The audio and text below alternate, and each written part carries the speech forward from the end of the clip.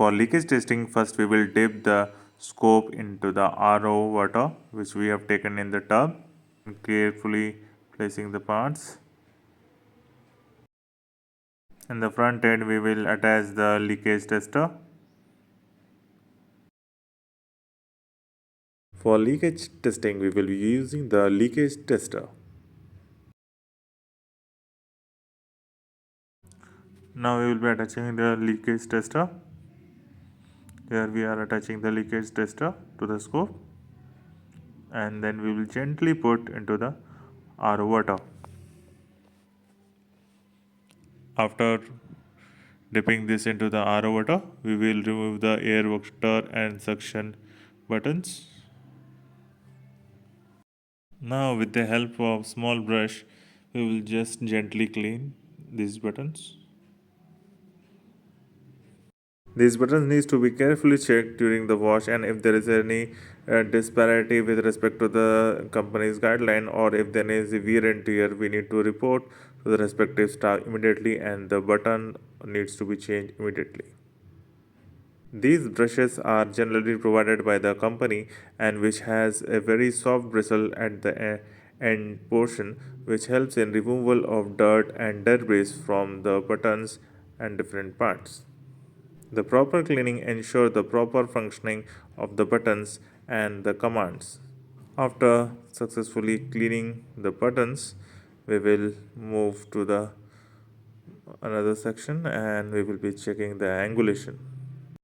We will change the angulations and see if there is any air stuck, or is any there is if there is a variation in the angulation, or if we are facing any hindrance with respect to the rotation, or how much is the rotation with respect to the angle changed. So this we will take into consideration. We need to carefully check if the bubbles are coming, if the bubble is an air trapped into the angle or in the tube, or it's a water portion or some different thing. So we need to continuously change the angles and see if the air bubbles are still persistent or it goes off. We will put the scope and we will see and observe for a while if there is any leakage coming out from any tube section or a part. This will tell if there is any cut mark or any leakage which has occurred in the scope. If there is no bubble coming out of the scope, that means the scope doesn't have any leakage from any end or any distal end or any part.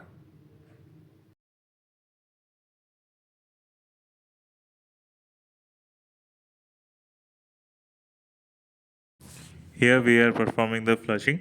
With the help of syringe, we will flush the channel.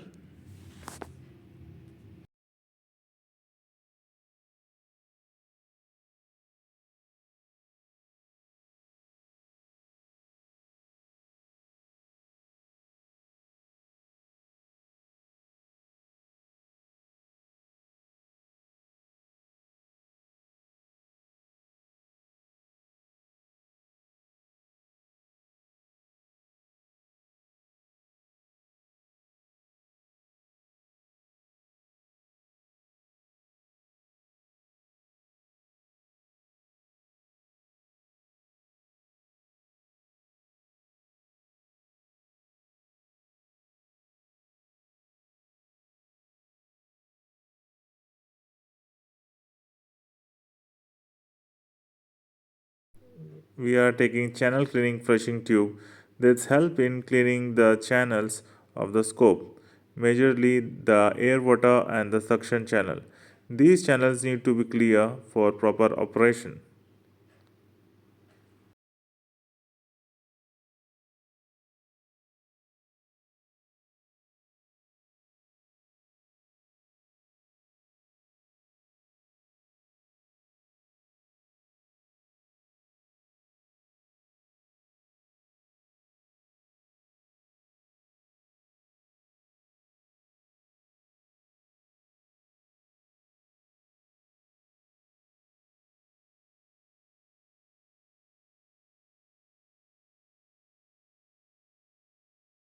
Now we will take out the scope from the RO water.